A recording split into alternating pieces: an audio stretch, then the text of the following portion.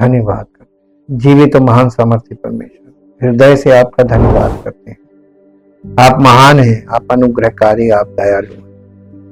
आप विलंब से क्रोध करते हैं क्योंकि आप अनुग्रह करके ठहरे रहते हैं, ताकि प्रत्येक मनुष्य पश्चाताप करके अपना जीवन आपको समर्पित करे, ताकि आप उसके जीवन को अपने पुत्र प्रभु यीशु मसीह के स्वरूप में परिवर्तित करके अपनी महिमा कर सकें। हम आपका धन्यवाद करते हैं। आपने अपने वचन के द्वारा हर एक व्यक्ति से संपर्क स्थापित करने के लिए हमें ये वचन दिया है, और पवित्र आत्मा के द्वारा ये वचन सीधे हमारे हृदय से बात करता है, ताकि प्रभु हम आपके वचन को रिस्पॉन्ड करें, आपके वचन को सुनकर हम आपको अपनी प्रतिक्रिया दें, ये दिखाएं कि हम आपसे प्यार करते हैं, आपके वचन से प्रेम करते हैं और आपके वचन के लिए हमेशा तैयार रहते हैं, ताकि हमारी आत्मा की भूख मिटाई जाए और प्रभु आपकी ओर से हमारे जीवन में सुख समृद्धि आए, ताकि आपका नाम महिमा पाए। आदर और महिमा आपको देते इस प्रार्थना को आपके इकलौते बेटे प्रभु यीशु मसीह के पवित्र नाम से मांगते हैं, आमीन। सबको जय मसीह की। हम परमेश्वर का बहुत धन्यवाद करते हैं क्योंकि वो अनुग्रहकारी और दयालु है और विलंब से क्रोध करता है। परमेश्वर क्रोध करता है लेकिन विलंब से क्यों? क्योंकि वो हमें मौका पे मौका देता है ताकि हम मन फिराएं, पश्चाताप करें। जिस प्रकार हम लोगों ने कल परमेश्वर के वचन से इस बात को जाना था, देखिए पुरानी वाचा में डेड सैक्रिफाइसेस होते थे, यानी मृतक बलिदान, और नई वाचा में जीवित बलिदान। और इस बलिदान को समझने के लिए हम लोगों ने इसहाक की कुर्बानी देखी थी। आज इसके कुछ पॉइंट्स हम लोग देखेंगे। इसहाक के जीवन से हम ये प्रकाश प्राप्त करेंगे, आत्मिक ज्योति प्राप्त करेंगे कि जीवित बलिदान पिता और पुत्र द्वारा किया गया था, जैसा कि नए नियम में भी पिता और पुत्र के द्वारा किया गया, ताकि हम जीवित बलिदान बने।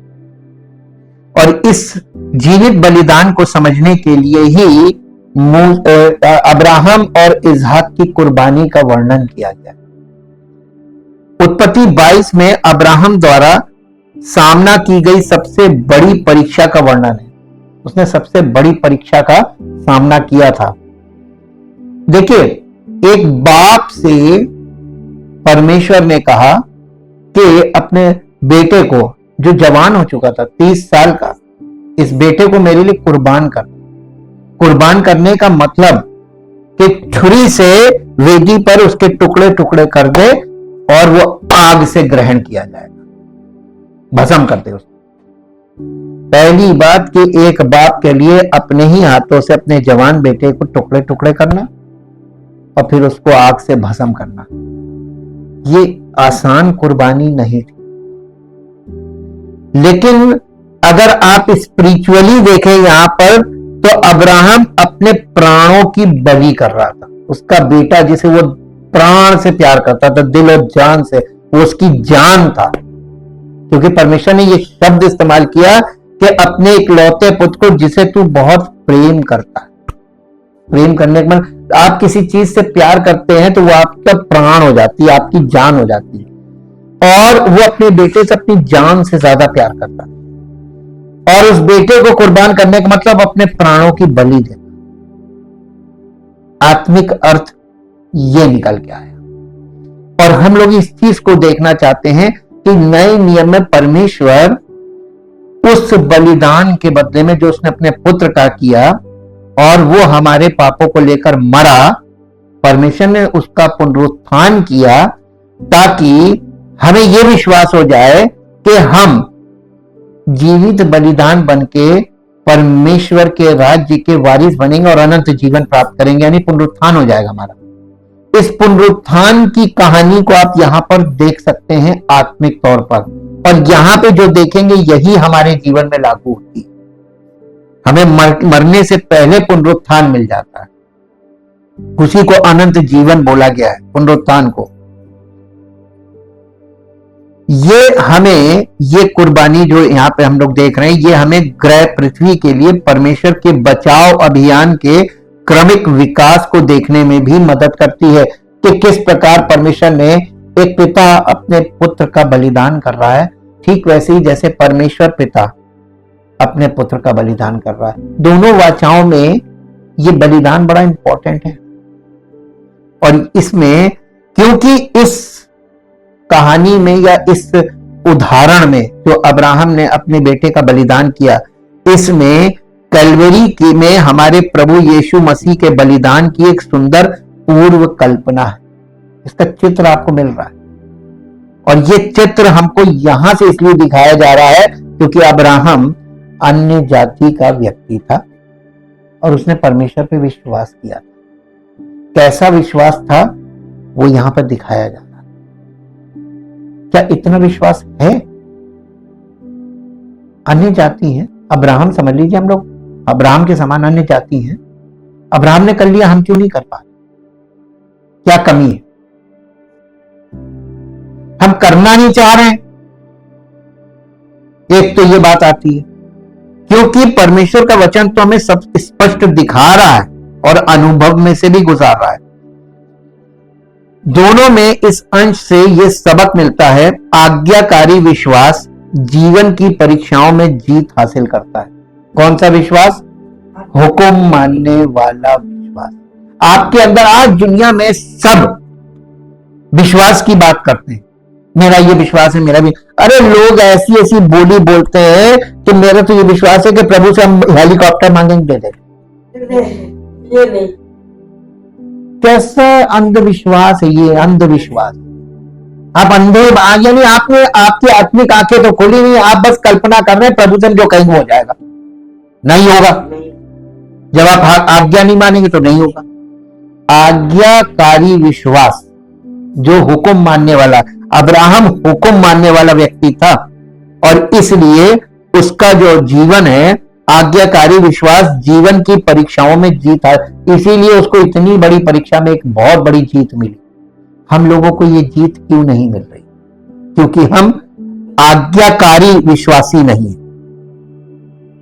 अब हम लोग इससे देखिए, हम कठिन तरीके, देखिए अब्राहम के बलिदान से सीखे जाने के लिए जो सबक हैं, इस बलिदान के द्वारा जो हमें सबक मिल रहे हैं, उन पर अगर हम विचार करें, हम उन्हें कठिन तरीके से या आसान तरीके से सीख सकते हैं। कठिन तरीके से कैसे? उन विपत्तियों में जाके फंस के सरेंडर करने के बाद, समर्पण करने के बाद जब वो हमें निकालेगा तो अनुभव मिलेगा, तब सीख सकते हैं। दूसरा एक और सरल तरीका, ये कठिन तरीका है सीखने का, अनुभव से। देखिए दुनिया में दो प्रकार के लोग हैं, एक खुद नुकसान उठाकर, ठोकर खाकर और फंसकर, जब छुड़ाए जाएंगे तब सीखेंगे। और दूसरा सरल तरीका, जो ये कठिन तरीका है, सरल तरीका है कि आप अंतर्दृष्टि प्राप्त करें। जब परमेश्वर के वचन में आपने देख लिया कि परमेश्वर अब्राहम के साथ भी कैसे डील कर रहा था विश्वास के विषय में, तो हमारे साथ भी वैसे ही डील करेगा। तो आप वहां से अंतर्दृष्टि प्राप्त करेंगे और सीख जाएंगे कि नहीं, उसको नहीं छोड़ा मुझे भी नहीं छोड़ेगा, दाऊद को नहीं छोड़ा मुझे भी नहीं छोड़ेगा, वो नहीं छोड़ता। गुनाह की माफी नहीं है, गुनाह की माफी नहीं है। परमेश्वर एक एक गुनाह का हिसाब लेता है। सबसे पहला पॉइंट हम देखेंगे, सर्वशक्तिमान परमेश्वर से परीक्षा की अपेक्षा करें, यानी उम्मीद रखें कि परमेश्वर आपको, सिर्फ मुंह से आपने कहा कि हम विश्वास करते हैं और उसने आपको ग्रहण कर लिया, यह संभव नहीं। परमेश्वर टेस्ट करे कि आप क्या विश्वास करते हैं, कितना विश्वास करते हैं, कैसा विश्वास करते हैं, और आपके जीवन में से आपने किन किन चीजों को उस विश्वास के आगे अपने जीवन से निकाल के फेंका, क्या क्या चीजें अपने जीवन से आपने अलग की। ये सब चीजें जांची जाएंगी, विश्वास परखा जाएगा, आनंद समझो। लेकिन परखते समय परेशानियों का सामना करना पड़ेगा। अब्राहम ने किया तो हम लोग अनोखे नहीं हैं, करना पड़ेगा। परमेश्वर किसी का पक्षपात नहीं करता। 22 अध्याय, उत्पत्ति 22 अध्याय, उसका पहला और दूसरा पद पढ़ेंगे। इन बातों के पश्चात ऐसा हुआ कि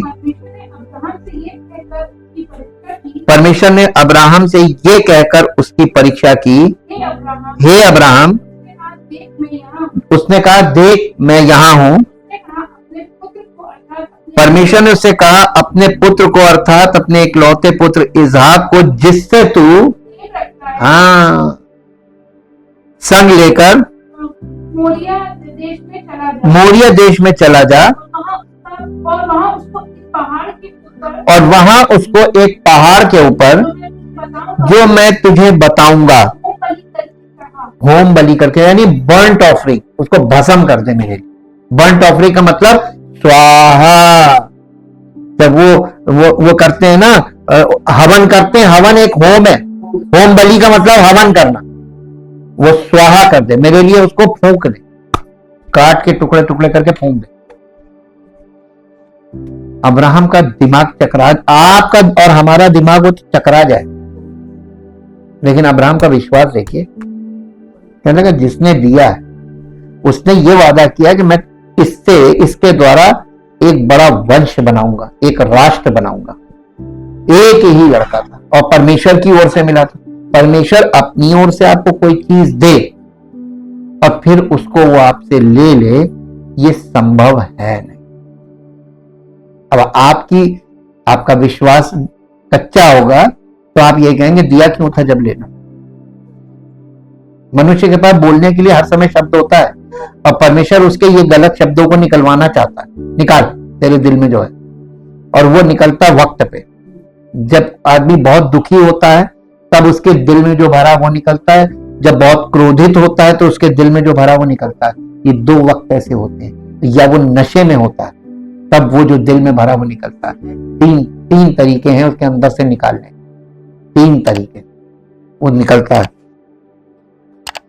अब्राहम ने जब उसको कहा कि मैं यहां हूं, तब परमेश्वर ने कहा अपने पुत्र, अर्थात अपने इकलौते पुत्र जिससे तू प्रेम करता है, इसहाक को लेकर मोरिया प्रदेश में जा, वहां उसे एक पहाड़ पर होम बलि के रूप में बलि चढ़ा, जो मैं तुझे दिखाऊंगा। जिस जगह को मैं तुझे दिखाऊंगा ठीक उसी जगह पे, यानी पर्टिकुलर जगह पर ही ये काम करना था। विश्वास के स्कूल में हमें अनिवार्य रूप से परीक्षाओं का सामना करना पड़ेगा। जब आप कलीसिया में आ गए ना, तो ये विश्वास का स्कूल है और पवित्र आत्मा टीचर, वो आपको विश्वास के पाठ पढ़ाएगा। ऐसे तो दुनिया में सब लोग, पता नहीं अंधविश्वास वाले तो क्या क्या विश्वास कर लेते हैं। परमेश्वर उस विश्वास को विश्वास मानता ही नहीं। वो तो आपके मन की कल्पना है, आप कुछ भी कल्पना कर लो वो आपका विश्वास। ठीक, अब किसी की कल्पना पे बाउंड्री तो है नहीं, लेकिन परमेश्वर के वचन में जब आते हैं, विश्वास की बात करते हैं, परमेश्वर पे विश्वास की, तो बाउंड्री वाली बात। इससे बाहर आप चले गए तो वो अंधविश्वास हो गया। इसके अंदर ही विश्वास है। विश्वास की लिमिट है, अनलिमिटेड आप निकल गए आगे तो वो अंधविश्वास हो जाता है। विश्वास की सीमा के बाहर अंधविश्वास। अन्य जाति, उनके पास विश्वास, इतना विश्वास है, इतना पता नहीं क्या क्या विश्वास कर लेते, कुछ भी कर लेंगे। विश्वास की कमी थोड़ी ना, वो कुछ भी बोल लो, वो सब चीजें मान ली, है ना। परमेश्वर बाउंड्री में रहता विश्वास ना। सब बातें सही होती तो दुनिया की हालत कैसे। अगर लोग इतने ही धर्मी थे तो आज दुनिया के हालात देख लीजिए। आज परिवारों में लोगों के देख लीजिए रिश्ते, आज सामाजिक रिश्ते देख लीजिए। अगर इतना ही लोग धर्मी होते तो प्रेम बढ़ता, ये तो नफरत बढ़ रही है ना। तो ये लोग माने कुछ भी, लेकिन जो सत्य है वो वचन के द्वारा खुल के सामने परमेश्वर हमारे रखता है। यही एकमात्र तरीका है जिससे हम बड़े होते हैं। क्या आपको याद है कि आपके जो गैर मसीही मित्र हैं, जो मसीही नहीं है, अन्य जाति के लोग हैं, वो जो मित्र हैं आपके मित्रों ने आपके शब्दों और कार्यों का निरीक्षण करना शुरू कर दिया था जब उन्हें पता चला कि आप संडे को परमेश्वर के भवन में जाते हैं, कलीसिया में जाते हैं, तो आपके जो मित्र लोग हैं, जानने वाले, कि जब उनको पता चल जाता है कलीसिया में जाते हैं तो वो आपका निरीक्षण करने लगते हैं। हाँ, और ये परमेश्वर की योजना है, होना चाहिए। तो उनको आपके जीवन से क्या दिखाई दिया?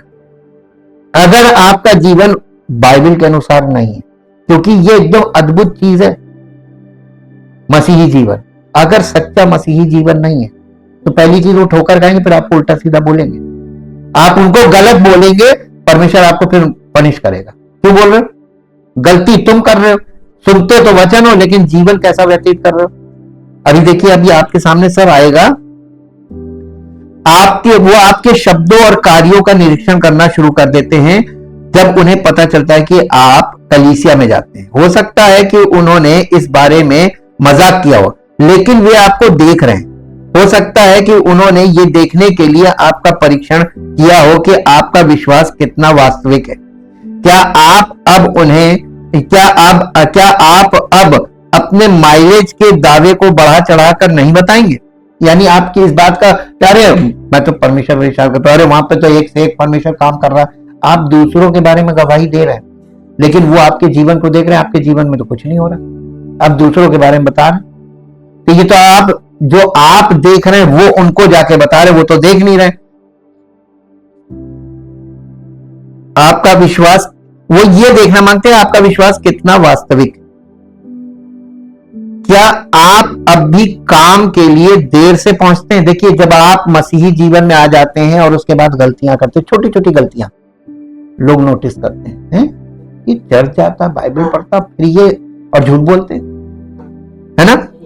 अभी भी आप देर से अपनी ड्यूटी पे जाते हैं, वो देखते हैं कि अब भी आपको थोड़ा नशे में धुत कर सकते हैं, यानी आपको थोड़ा सा ऑफर किया, हाँ लाओ, अरे ये अभी कुछ नहीं, ये ड्रामा कर रहा है, ये कलीसिया में जाता है, इसको दे दो, पी भी लेता है।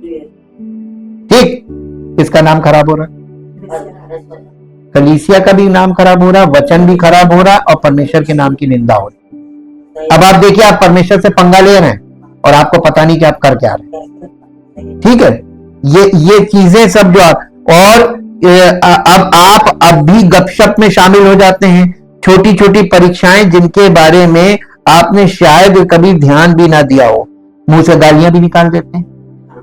ये सब चीजें आपके मित्र लोग, आपके आसपास के लोग, आपके परिवार के लोग जो बहुत नजदीक हैं, वो इन चीजों को मॉनिटर कर रहे होते हैं, और वो ये कहते हैं कि इस तरीके की मसीहत तो हम भी कर सकते हैं, हम भी वहां जाएं, हाजिरी लगाएं, ये सब कुछ करें। किसका नाम खराब हो रहा है? आज कलीसियाएं लोगों से भरी हुई हैं, लेकिन आप लोगों की जिंदगियों को अगर आप माइन्यूटली जाकर पास से देखिए, उनके परिवार से आप मिलिए, तो आपको सारी पोले मिल जाएगी। हम परमेश्वर का धन्यवाद करते हैं, हम विजिटिंग वाला काम ही नहीं करते, ताकि लोग ये ना कहें कि आप सुन क्या है, हमको तो वैसे ही दिखाई देता है, हमें जाने की जरूरत ही नहीं, हमें वैसे ही दिखाता, वो सब कुछ दिखाता है। छोटे छोटे परीक्षण जो दो बातों में से एक को दर्शाते हैं कि या तो आप अभी बॉर्न अगेन हुए, आपने अभी अभी मसीह में कलीसिया को ज्वाइन किया, और अब आप स्वधर्मी बन गए, यानी जैसे ही आप आए और बहुत जल्दी से आप जो लगता है लोगों को कि अब हम मसीहत में बहुत मजबूत हो गए हैं, ये स्वधार्मिकता है, वो स्वधर्मी बन जाते, सेल्फ राइचस। इसीलिए आप देखेंगे मसीहत में एक खास चीज, हमने आपको पहले भी बोला था कि जहां जहां आप जाएंगे सबकी अपनी अपनी मसीहत है, सब अपना अपना विश्वास लेके करें, अपनी अपनी शिक्षा लेके करें, अपनी अपनी आत्मा लेके करें, अपना अपना बपतिस्मा लेके करें, ये सब में अलग अलग है, वो स्वधर्मी है। जहां ये चीज आ गई, हमारा डिनोमिनेशन तेरा नहीं, ये डिनोमिनेशन स्वधार्मिकता है, वो स्वधर्मी बन गए। जो थोड़े समय में बनना वो स्वधर्मी बना। मसीहत एक यानी चट से होने वाली चीज है, ये नहीं, हाँ भूल जाइए, इसमें आपको पूरा जीवन अपना खपाना पड़ेगा, अपना पूरा हृदय से समर्पण करके इसमें समर्पित होना पड़ेगा और शून्य बनना पड़ेगा, तब परमेश्वर आपको खड़ा करेगा अपने पुत्र की पहचान में। आपने यीशु मसीह के साथ जीवन बदलने वाली मुलाकात का अनुभव किया है जो उनके साथ नहीं हुआ था। जीवन में हर कठिन अनुभव जरूरी नहीं कि ईश्वर की ओर से एक व्यक्तिगत परीक्षा हो। हालांकि हर अनुभव एक परीक्षा या एक प्रलोभन या दोनों हो सकता है। ये इस बात पर निर्भर करता है कि हम इससे कैसे निपटते हैं। याकूब की पत्री निकालिए, याकूब की पत्री उसका पहला अध्याय, याकूब की पत्री और उसका पहला अध्याय,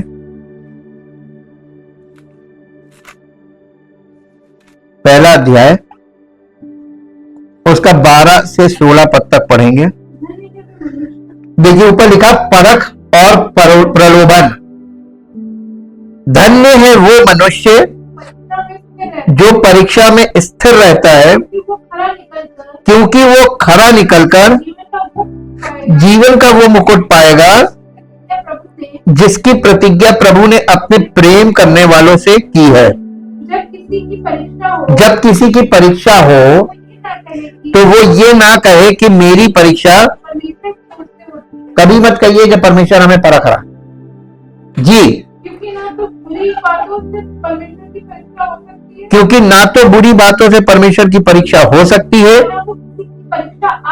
और ना वो अपने आप किसी की परीक्षा करता है, परंतु प्रत्येक व्यक्ति अपनी ही अभिलाषा से खींचकर और फंसकर और परीक्षा में पड़ता है।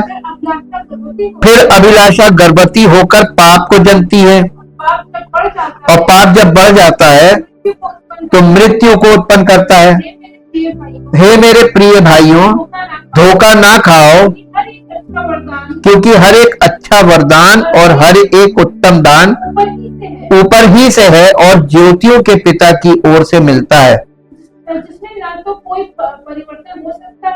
ना तो कोई परिवर्तन हो सकता है और ना अदल बदल के कारण उस पर छाया पड़ती है। देखिए, क्योंकि हर एक, यहाँ पे लिखा 16 पद में, हे मेरे प्रिय भाइयों धोखा मत खाओ। ये परीक्षा में आपको ये लगता है कि परीक्षा प्रलोभन एक साथ आता है। परमेश्वर आपको जब टेस्ट कर रहा होता है उसी समय शैतान आपको प्रलोभन दे रहा होता है। अरे कहां चक्कर पड़ो, इधर आओ, कुछ नहीं करना पड़ेगा, मैं तुम्हें ऐसे ही दे दूंगा। देखिए यीशु मसीह की परीक्षा में देखिए, जब शैतान ने कहा यदि तू झुककर मुझे दंडवत करे, इसका मतलब है यदि तू मेरी वर्शिप करे, मेरी आराधना करे, तो ये संसार का सारा राज वैभव मैं तुझे दे दूंगा। यीशु मसीह कह रहा था। यीशु मसीह ने क्या कहा? देखिए वो प्रलोभन कैसे देता। परमेश्वर ने उसको, परमेश्वर की आत्मा उसको ले गई टेस्टिंग में, परीक्षा के लिए जंगल में। जब वो 40 दिन 40 रात निराहार रहा, कोई परेशानी नहीं। अंत में उसे भूख लगी। जब उसे भूख लगी तब शैतान प्रकट हुआ। क्या लगे? पत्थर से कहते रोटी बन जाए, तू तो खुदा का बेटा है। वो आपको पानी चढ़ाएगा। अरे तुम तो प्रार्थना करोगे तुम्हें सब मिल जाएगा, मांगो। आज पूरी दुनिया में कलीसियाओं में क्या चल रहा है? कौन उभारता प्रार्थना की? उसने ये परमेश्वर के पुत्र से भी यही कहा, अरे तू तो जो मांगेगा मिल जाएगा, मांग। और परमेश्वर बिन मांगे देता, क्योंकि यीशु मसीह ने ये बताया कि तुम्हारा पिता जानता है कि तुम्हें क्या चीजों की जरूरत है, वो आपसे आप देगा। पहले तुम उसके राज्य और धर्म की खोज करो, बाकी चीजें तुम। तो प्रभु यीशु मसीह ने सत्य में अगुवाई की कि तुम उसके राज्य और धर्म की खोज करो, बाकी चीजें तुम्हें आपसे आप मिलेंगी। और आज मसीहत में लोग क्या कर रहे हैं? मांगने में लगे। ये किसने उबार दिया? बाइबल पढ़ते हैं, समझ में कुछ नहीं आता, और जहां जाते हैं वहां कुछ समझाया नहीं जाता, और जो समझाया जाता है उसी में विश्वास करते हैं, अंधविश्वासी बनता है। यही हो रहा। हर कलीसिया की अपनी शिक्षा है। हाँ, अपनी शिक्षा है। तो उनकी किसकी शिक्षा है? वो कभी कभी ये हमारी अपनी अनाज्ञाकारिता है जो दर्द या निराशा का कारण बनती है। कभी कभी हमारी चोटें सामान्य मानव जीवन का एक हिस्सा होती हैं। जैसे जैसे हम बड़े होते हैं, दोस्त और प्रियजन दूर चले जाते हैं या मर जाते हैं, हमारे चारों ओर जीवन बदल जाता है और हमें दर्द समायोजन करना पड़ता है, यानी उसको सहना पड़ता है। ईश्वर के करीब रहने के लिए हमें परीक्षाओं और प्रलोभनों के बीच अंतर करना सीखना चाहिए। प्रलोभन हमारे भीतर की इच्छाओं से आते हैं। अब देखिए, लोग हमसे जब पहले के समय में तो लोग हमसे बहुत पूछते थे कि भैया ये बताइए थोड़ी सी पी सकते हैं? हाँ, हमसे लोग पूछते थे तो हमने कहा एक बूंद नहीं पी सकते, परमेश्वर ने अनुमति दी नहीं है, बाकी तुम्हारी इच्छा है, ये तो तुम्हारी इच्छा अंदर से जाग रही, तुम यहां से यहां चले जाओगे। परमेश्वर कहते जाओ, तुम्हें बुला ही कौन रहा था, जाओ क्यों? हाँ, तुम्हें बुला कौन रहा था? जो परमेश्वर की उपस्थिति में है तो वो उल्टे सवाल ना करे। उल्टे सवाल करेगा तो कहेगा तुम्हारा रास्ता खुला, एंट्री और एग्जिट खुली रहती है हमेशा स्वर्ग के द्वार की, जो चाहे आए और जो चाहे जाए, कभी ना किसी को घसीटता है और ना किसी को रोकता है, तो आना जाना तो रहे। देखिए, कलीसिया वो जगह है जहां सत्य की ज्योति है, और यीशु मसीह जब कहा कि घर में कोई व्यक्ति दीपक को जलाकर पैमाने के नीचे नहीं परंतु दीवट पे रखता है, ऊंचे पे, ताकि आने जाने वालों को प्रकाश मिले। आपने कभी कल्पना की है क्या कह रहा है? कलीसिया में परमेश्वर की ज्योति जो सब लोगों को प्रकाश दे रही है, ताकि जो लोग कलीसिया में आ रहे हैं और जो लोग कलीसिया से जा रहे हैं, ज्योति उन्हें मिले, जिसको नहीं चाहिए वो जाए, जिसको चाहिए वो आए।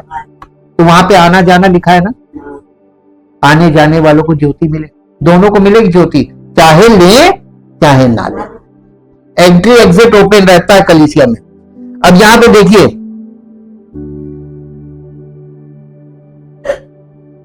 परीक्षणों और प्रलोभनों के बीच अंतर करना सीखना चाहिए। प्रलोभन हमारे भीतर की इच्छाओं से आते हैं। याकूब की पत्री उसका पहला अध्याय, याकूब की पत्री और उसका पहला अध्याय और उसके 12 पद से जो हमने अभी पढ़ा है, 12 से 16, ये यहां पे परीक्षण, जबकि परीक्षण परमेश्वर से आते हैं। देखिए, प्रलोभन कहां से आता है? शैतान की ओर से, और परीक्षण परमेश्वर की ओर से आते हैं, जिनके पास उनमें एक विशेष उद्देश्य, यानी परमेश्वर की परीक्षा जो है, उस परीक्षा में हमारे लिए एक उद्देश्य छिपा होता है। परमेश्वर यही चेक कर रहा है कि मेरा उद्देश्य इसके जीवन से, इसके परिवार से पूरा होगा कि नहीं। टेस्टिंग, परमेश्वर टेस्ट जरूर करता है, और जिसके जीवन में वो टेस्टिंग पास हो जाता है, तो वो परमेश्वर की महिमा का कारण बनता है। वो परिवार, जैसे अब्राहम का परिवार, अब्राहम के परिवार को देखिए, एक साधारण व्यक्ति था, हमारे और आपके समान, एक साधारण अन्य जाति का व्यक्ति था, और उसने परमेश्वर पर कैसा विश्वास किया, उसका विश्वास हमारे लिए मिसाल है, और वही हमारे लिए आधार है। वही विश्वास परमेश्वर हमारे जीवन में चाहता है, वही विश्वास। उसने परमेश्वर को देखा नहीं था, जाना भी नहीं था, विश्वास कर लिया था। हमारे अंदर की सबसे बुरी चीजों को बाहर लाने के लिए शैतान द्वारा प्रलोभनों का उपयोग किया जाता है। परमेश्वर शैतान को काम करने देता है कि वो हमें लालच दे, ताकि परमेश्वर ये देखे कि अच्छा, इसके अंदर ये अभिलाषाएं हैं, ये लपक रहा है इधर, तो परमेश्वर समझ जाता है कि इस आदमी को छोड़ दो। अब बताइए, इस तरीके से आपके सामने सारी एक्सरे निकाल के रख दी हम लोगों की, कौन परमेश्वर की उपस्थिति में टिक पाएगा? जिसका विश्वास सच्चा होगा, जिसके अंदर लालच बिल्कुल नहीं होगा। आपको मैंने बहुत शुरू में बताया, लालच को तो आपको मारते जाना, ये बहुत भयानक चीज है, कई रूप में प्रकट होती है, भावनाओं से आती है। परमेश्वर ने अब्राहम को एक पुत्र क्यों दिया, और फिर अब्राहम से उसे मार डालने के लिए क्यों कहा? शायद इसलिए क्योंकि अब्राहम ने परमेश्वर द्वारा उसे पुत्र दिए जाने का इंतजार नहीं किया था। उस वादे को पूरा करने के बाद परमेश्वर अब जानना चाहता था कि क्या अब्राहम उस पर बिना किसी शर्त के भरोसा करेगा। अब चेक कर रहा था, क्योंकि अब्राहम ने शुरू में गलती की थी ना। परमेश्वर ने जब उससे वादा किया था तो परमेश्वर के लिए रुका नहीं था, उसने अपना विकल्प इस्तेमाल किया, तो परमेश्वर वहां से अब थोड़ा दुविधा में आ गया था, नहीं इस पे अभी पूरा भरोसा नहीं कर सकते, ये कभी भी अपना इसका दिमाग घूमता है तो ये कुछ भी कर लेता है। ठीक, तो यहां पे देखिए, अब परमेश्वर उसको ये चेक करना मांग रहा था कि बिना किसी शर्त के मुझ पर भरोसा रखेगा कि नहीं। इसलिए ये वाली टेस्टिंग उसके जीवन में आई। जब आप एक टेस्ट परमेश्वर के वायदे पे भरोसा नहीं करेंगे तो आपके जीवन में, और बल्कि आप साम दाम दंड भेद लगा के कुछ प्राप्त करेंगे ना, तो परमेश्वर दोबारा आपको देगा नहीं, बल्कि आपको फिर एक बड़ी परीक्षा में फंसा देगा। अब आपको समझ में आया? तो परीक्षाओं से तो गुजरना पड़ेगा, तभी वो एकदम उसको सॉलिड प्योर गोल्ड चाहिए, उसको पीतल तांबा फूल ये सब धातु नहीं चाहिए। हम सभी पाप करने के प्रलोभनों का सामना करते हैं। पहला कुरिन्थियों 10 अध्याय उसका 13 पद, पहला कुरिन्थियों 10 अध्याय और उसका 13 पद पढ़िए। हे भाइयों, मैं नहीं चाहता कि तुम इस बात से अनजान रहो कि हमारे सब बाप दादे, अरे नहीं 13 पद 13th वर्ष, तुम किसी ऐसी परीक्षा में नहीं पड़े जो मनुष्य के सहने से बाहर है। परमेश्वर सच्चा है। परमेश्वर की ओर से जब हमारा विश्वास परखा जा रहा होगा तो वो हमारी सामर्थ्य से बाहर परीक्षा में पढ़ने नहीं देगा, बल्कि परीक्षा के साथ निकास भी करेगा कि तुम सह सको। हमारी सहन शक्ति को बनाए रखते हुए उसमें से निकालेगा भी। ठीक, ये परमेश्वर की ओर से होता है। और जिसमें आप जाके फंस गए वो प्रलोभन है, उसको आप परीक्षा ना बोलिएगा। हम जिस देश में हम लोग रहते हैं, जो भाषा यहाँ पे प्रचलित है हिंदी, उसमें अंतर करना बड़ा मुश्किल है। प्रलोभन को भी वो परीक्षा ही बोलेंगे, क्योंकि वो प्रलोभित तो हो जाते हैं, क्योंकि स्वभाव लालच से भरा, और इसलिए वो प्रलोभन को नहीं बोलेंगे, वो कहेंगे ये तो हमारी परीक्षा हो रही थी, हम फंस गए। हम सभी विश्वास की एक जैसी परीक्षाओं का अनुभव नहीं करते। ये परमेश्वर के प्रत्येक बच्चे के लिए विशेष रूप से बनाए गए हैं और हर अनुभव अद्वितीय है। एक अर्थ में ये एक प्रशंसा है जब परमेश्वर हमें परखता है, क्योंकि ये दर्शाता है कि वो हमारे विश्वास को गहरा करना चाहता है और शायद हमें एक नए तरीके से उपयोग करना चाहता है। ये पहला सबक है जो हमें सीखना चाहिए। परमेश्वर से परीक्षाओं की अपेक्षा करें, क्योंकि मसीही जीवन आसान नहीं है, कठिन है।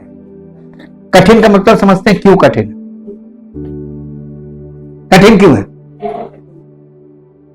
आजकल के युग के लोगों के लिए कठिन है, लेकिन अगर आप परमेश्वर के नजरिए से देखें तो बिल्कुल सरल है। मालूम क्यों?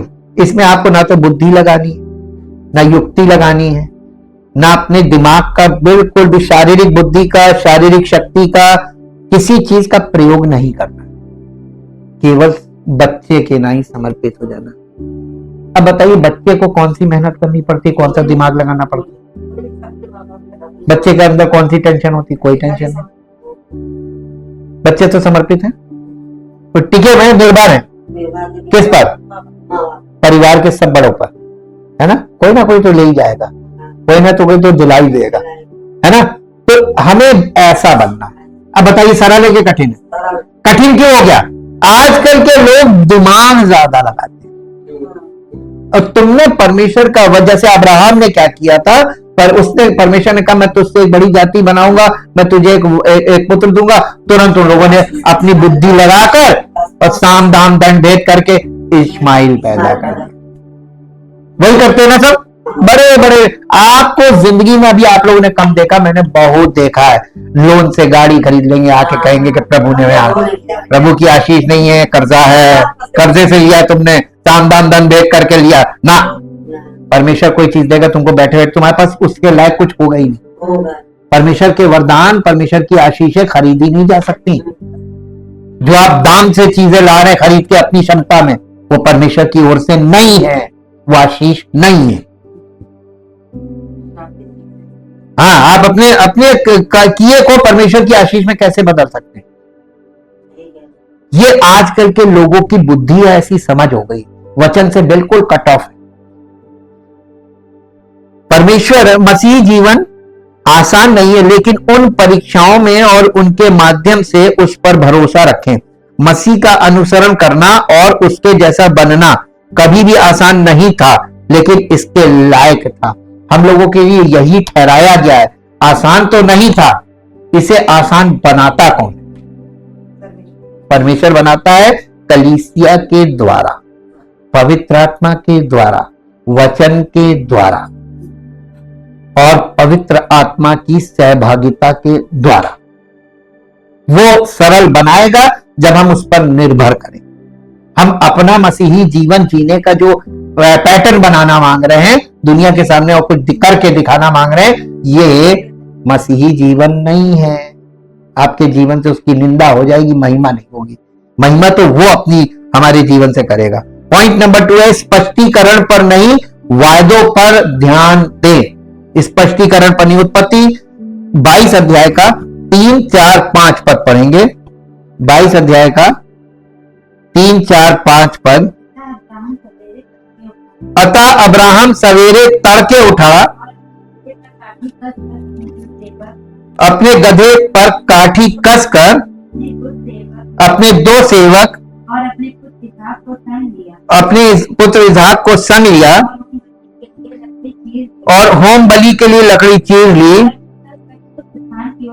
तब निकलकर उस स्थान की ओर चला जिसकी चर्चा परमेश्वर ने उससे की थी। तीसरे दिन अब्राहम ने आंखें उठाकर उस स्थान को दूर से देखा और उसने अपने सेवकों से कहा, गधे के पास यही ठहरे रहो और ये लड़का और मैं और वहां जाकर और दंडवत करके फिर तुम्हारे पास लौट आएंगे। अब यहां पे देखिए क्या बता रहा, लौट आएंगे। ये तो नहीं कह रहा कि मैं तो टुकड़े टुकड़े करके भस्म करने जा रहा। उसका दिल गवाही दे रहा है, ये उसके अंदर से ये आवाज निकल रही है और वो करने क्या जा रहा है और बोल क्या रहा। मसीह जीवन में सीखिए, दुनिया क्या कर रही है वो आपको नहीं करना है, बल्कि परमेश्वर के वायदों पर भरोसा रखना है। उसने जो कहा वही बोलिए, वही बोलिए। जबकि वो करने जा रहा था कुर्बानी, लेकिन बोल क्या रहा है, हम दोनों भी वापस आ, कॉन्फिडेंस के साथ बोल रहा है। बिल्कुल।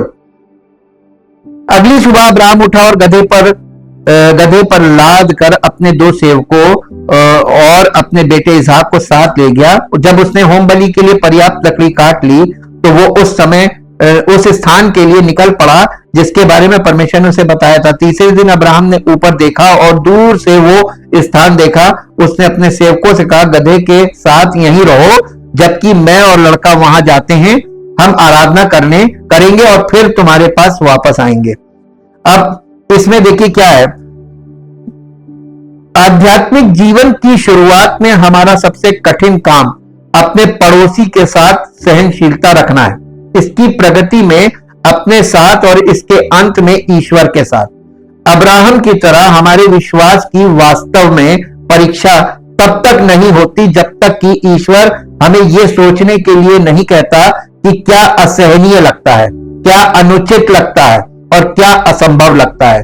चाहे आप लाल समुद्र के किनारे मूसा को देखें, गुफा में दाऊद को, आग के पास पतरस को या कैलवरी पर यीशु को, सबक एक ही है। हम वादों से जीते हैं, स्पष्टीकरण से नहीं। गौर करें कि परमेश्वर का अनुरोध कितना अनुचित था। इसहाक अब्राहम का इकलौता पुत्र था और वाचा का भविष्य उसी पर टिका था। इसहाक एक चमत्कारी बच्चा था जो अब्राहम और सारा को उनके विश्वास के जवाब में परमेश्वर का उपहार था। अब्राहम और सारा इसहाक से बहुत प्यार करते थे और उन्होंने अपना पूरा भविष्य उसके इर्द गिर्द ही बनाया था। जब परमेश्वर ने अब्राहम से अपने बेटे की बलि देने के लिए कहा तो वो अब्राहम के विश्वास, आशा और प्रेम का परीक्षण कर रहा था। ऐसा लग रहा था कि परमेश्वर अब्राहम और सारा के जीवन की हर चीज मिटा रहा था। जब परमेश्वर हम पर कोई परीक्षा भेजता है तो हमारी पहली प्रतिक्रिया आमतौर पर होती है, क्यों प्रभु, और फिर मैं ही क्यों, मेरे साथ क्यों हो रहा है, ऐसा प्रभु क्यों हो रहा है। क्योंकि आप स्वधर्मी बन जाते। हम तो आराधना करते हैं, हम तो दशमांश दे, अरे ये तुम उसको ताने मार रहे हो। ये स्वधार्मिकता में बोलते हैं ना लोग, जो स्वधर्मी होते हैं वो इन सब बातों का ताना मारते हैं। परमेश्वर ये बर्दाश्त नहीं करता। आप जो देते हैं उसको कभी मत बोलिए कि मैं प्रभु आपको देता हूं, क्योंकि जितना देना वो तुम देते भी नहीं हो, तुम चोरी करके देते हो और फिर भी उस पर ताना मार रहे। कैसी बात करते हैं लोग, कैसी समझ है लोगों की आज के, और अपने आप को सबसे बड़ा विश्वासी, सुपर विश्वासी बोलते हैं। देखने वाली और समझने वाली बात है वचन के आधार पर। तुरंत हम चाहते हैं कि परमेश्वर हमें स्पष्टीकरण दे। हम परमेश्वर से सवाल करने लगते हैं तुरंत कि हमको वो बताए, हमको यदि सफाई दे कि हमारे साथ ऐसा क्यों हो रहा है ना, स्पष्टीकरण मांगते हैं। बेशक हम जानते हैं कि परमेश्वर के पास परीक्षाएं भेजने के कारण है, शायद हमारे विश्वास को शुद्ध करने के लिए। पहला पत्रस उसका पहला अध्याय, पहला पत्रस उसका पहला अध्याय, पहला पत्रस पहला अध्याय, पहला अध्याय और 6, 7, 8, 9, 6 से 9। इस कारण हाँ, पहला पत्रस पहला अध्याय, हाँ 6, 7, 8, 6 से 9। इस कारण तुम मगन होते हो, यद्यपि अवश्य है कि अभी कुछ दिन के लिए नाना प्रकार की परीक्षाओं के कारण दुख में हो, और ये इसलिए है कि तुम्हारा परखा हुआ विश्वास जो आग से ताए हुए नाशवान सोने से भी कहीं अधिक बहुमूल्य है, यीशु मसीह के प्रकट होने पर प्रशंसा और महिमा और आदर का कारण ठहरे। उससे तुम बिन देखे प्रेम रखते हो, और अब तो उस पर बिन देखे भी विश्वास करके ऐसे आनंदित और मगन होते हो जो वर्णन से बाहर और महिमा से भरा हुआ है, और अपने विश्वास का प्रतिफल अर्थात आत्माओं का उद्धार प्राप्त करते हो। देखिए यहाँ पर ये पत्रस पत्री लिख रहा है, और ये कलीसिया को ये बताना मांग रहा है, ये हमारे लिए संदेश है। ये हमको ये हमारी बड़ाई नहीं कर रहा है कि हमारे विश्वास को सोने के नाई, देखिए सोने को शुद्ध कैसे किया जाता है, भट्टी में ताया जाता है ताकि उसकी अशुद्धि जल जाए और वो शुद्ध सोना। तो हमारे विश्वास को सोने से अधिक शुद्ध, तो वो सत्य की भट्टी में जलाएगा। ये परमेश्वर का तरीका है। या हमारे चरित्र को परिपूर्ण करने के लिए याकूब की पत्री उसका पहला अध्याय, चरित्र को परिपूर्ण करने के लिए, विश्वास को शुद्ध करने के लिए, अब चरित्र को परिपूर्ण करने के लिए याकूब की पत्री पहला अध्याय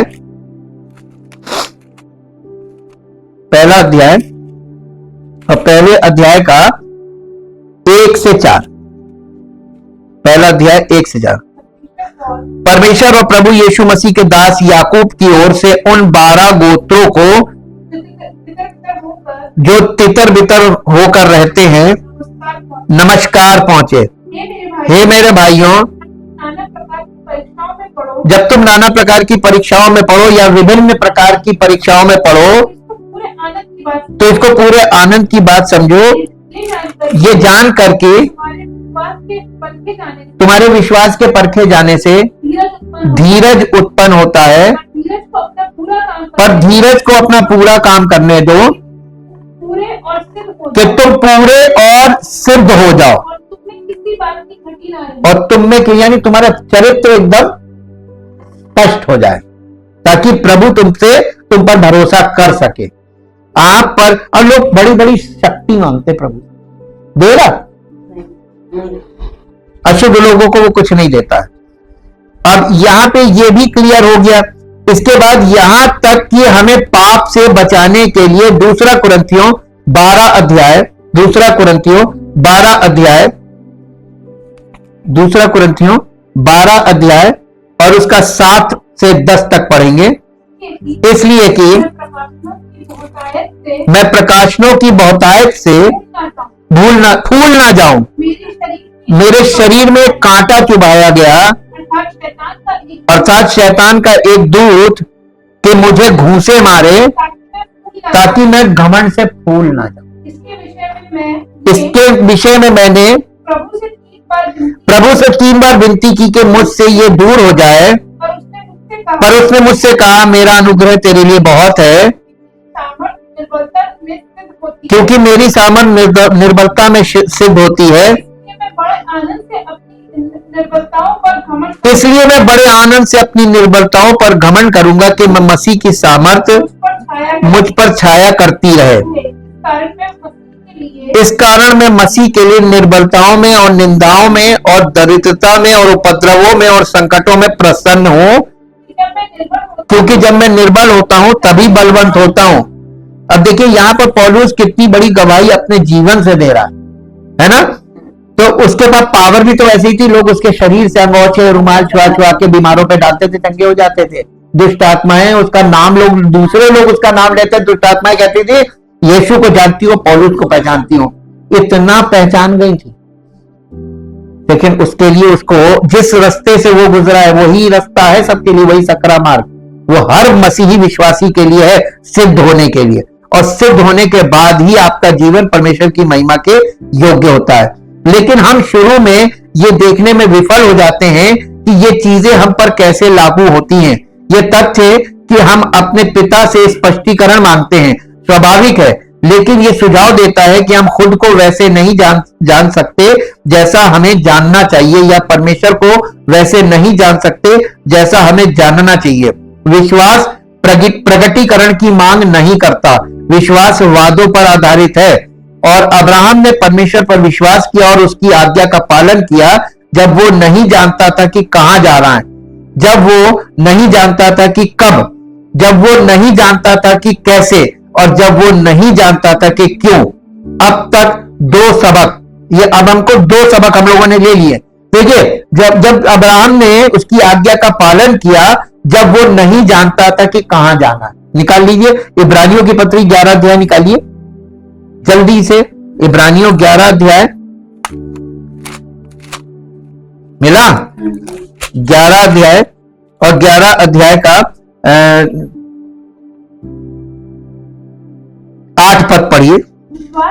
विश्वास ही से अब्राहम जब बुलाया गया, आज्ञा मानकर ऐसी जगह निकल गया नहीं जिसे निराश में प्राप्त करने वाला था, और ये ना जानता था कि मैं किधर जाता हूं, तो भी निकल गया। आज्ञा मानकर विश्वास से चल पड़ा, देख के चला था कि विश्वास से चला था। आप विश्वास से चलना ही नहीं जानते। पहले आप कहते हैं मुझे दिखा दो कहां क्या मिलेगा, लालच।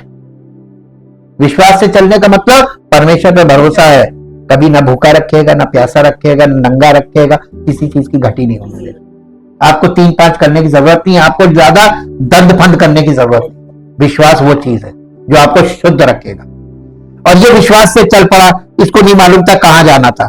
अब इसके बाद आता है जब वो नहीं जानता था कि कब। 11 अध्याय का 9 और 10 पद पढ़िए। विश्वास ही से उसने प्रतिज्ञा की हुए देश में या पराये देश में परदेशी के समान इज़हाक और याकूब समेत जो उसके साथ उसी प्रतिज्ञा के वारिस थे तंबुओं में वास किया, क्योंकि वो उस स्थिर नींव वाले नगर की बाट जोता था जिसका रचने वाला और बनाने वाला परमेश्वर है। बस देखिए यहाँ पर है कि वो उसने कैसे कब उसको सब मालूम था और उसी समय वो विश्वास करके चल पड़ा। 13 से 16 पढ़िए, 13 पद से। ये सब विश्वास ही की दशा में मरे, परंतु उन्होंने प्रतिज्ञा की हुई वस्तु नहीं पाई, पर उन्हें दूर से देखकर आनंदित हुए और मान लिया कि हम पृथ्वी पर परदेशी और बाहरी हैं। जो ऐसी बातें कहते हुए प्रकट करते हैं कि स्वदेश की खोज में हैं, और जिस देश से वे निकल आए थे यदि उसकी शुद्धि करते तो उन्हें लौट जाने का अवसर था,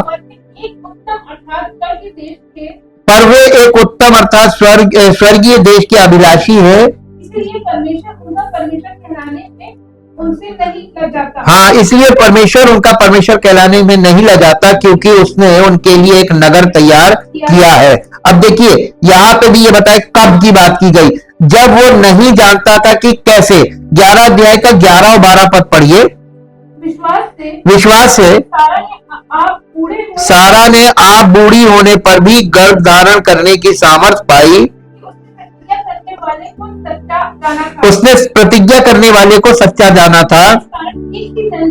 इस कारण एक ही जन से जो मरा हुआ सा था आकाश के तारों और समुद्र की आकाश के तारों और समुद्र के तीर के बालू के समान अनगिनत वंश उत्पन्न हुए। देखिए ये सब कब, कहां, कैसे, ये सब अब्राहम को परमेश्वर ने चलते चलते विश्वास से चला चला के सिखाया और दिखाया, सिखाया भी और दिखाया भी। और जब वो नहीं जानता था कि क्यों, 17 से 19 पढ़िए। विश्वास ही से अब्राहम ने विश्वास ही से अब्राहम ने परखे जाने के समय इसहाक को बलिदान चढ़ाया, जिसने प्रतिज्ञाओं को सच माना था, और जिससे ये कहा गया था इसहाक से तेरा वंश कहलाएगा। वही अपने इकलौते को चढ़ाने लगा, क्योंकि उसने मान लिया कि परमेश्वर सामर्थी है। देखिए उसने पुनरुत्थान पर विश्वास किया। अपने बेटे को क्यों बलि करने गया? क्योंकि उसको परमेश्वर की पुनरुत्थान की शक्ति पर विश्वास था कि मेरा बच्चा, वो हमें इस बच्चे को जीवित देगा, मैं कुर्बान कर दूंगा, परमेश्वर उसको जिंदा कर देगा। पुनरुत्थान में विश्वास किया था उसने। और हम लोग पुनरुत्थान में विश्वास ही नहीं करते। हम अपने पापमय जीवन में बिलीव करते हैं और शारीरिक जीवन में बिलीव करते हैं। अब तक हम 2 सबक, सर्वशक्तिमान परमेश्वर से परीक्षाओं की अपेक्षा करें, स्पष्टीकरण पर नहीं, वायदों पर ध्यान दें। आज हमने 2 पॉइंट इससे यहां से सीखे। और ये सबक, ये विश्वास के स्कूल में हमारे विश्वास को शुद्ध करने का काम करेगा। जीवित और महान सामर्थी परमेश्वर, हम आपका हृदय से धन्यवाद करते हैं आपके महान प्रेम और उस अनुग्रह के लिए प्रभु, कि आपने प्रत्येक पापी मनुष्य के लिए, समस्त पापी मनुष्यों के लिए अपने इकलौते पुत्र प्रभु यीशु मसीह का बलिदान रख करके हमारे सामने सुसमाचार दे दिया, ताकि जो कोई विश्वास करे उद्धार प्राप्त करे, परमेश्वर की महिमा का जीवन व्यतीत करे, और हर एक सच्चे विश्वासी का जीवन से उसकी ऐसी महिमा प्रकट हो कि इस धरती पर उसका राज्य बढ़े और लोगों को परमेश्वर मसीह की ज्योति प्रकट हो और मसीह की महिमा हो, ताकि हम सबका जीवन उसकी महिमा का कारण बनने पाए। आदर और महिमा आपको मिले। इस प्रार्थना को प्रभु यीशु मसीह के पवित्र नाम से मांगते हैं, आमीन। Praise the Lord.